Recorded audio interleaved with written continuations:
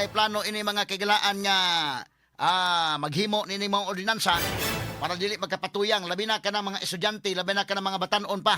Kay delikado mga higala nga makabiktima mga kaigsunan kay mang drive para ba nang uban ni kahuman inom. Unya mapahisama mahigala ato nahitabo ni Sean Pajarillo nga nakabangga mahigala og views nga sakinan og human na hit and run mga kaigalan og hanto nakabangga og nakapatay og usa ka batanong entrepreneur. Ato ni tagay pagtagad mga kaigalaan kay ang gusto ni Harold Go nga kanana ang dunay pagkontrol diri pa lang sa tindahan labi na kana mga batanon mga sukit di paminaw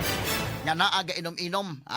kanang maklaro nimo ng mga estudyante pa mga batanon pa wa pay mga trabaho mga estudyante pa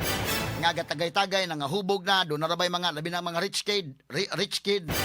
do na mga higalay mga sakyanan inikahuman mo to nahitabo to Pajarillo bisag hubog na kayo lahat tunulan og imnonon hantod mga kaigalaan nga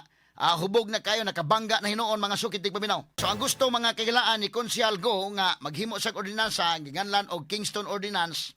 nga hasta ni mga tindahan mo kontrolar sila mga higala pagpamaligya nini mga ilimnong makahubog ngadto sa mga makita nilang nangahubog na Pero si Konsyal Winston Pipito matod pa iyang supakon kining maong ordinansa. Unfair daw nga ang accountability ibalhin ngadto sa mga business owners. Ato i-guide ang mga kabatan-unan nga kanang hubog na kaayo di na natagaag ilimnon. Mao ni mga higala ang plano sa Kingston Ordinance. Atong huwaton mahigala kanos mapasar ni maong ordinansa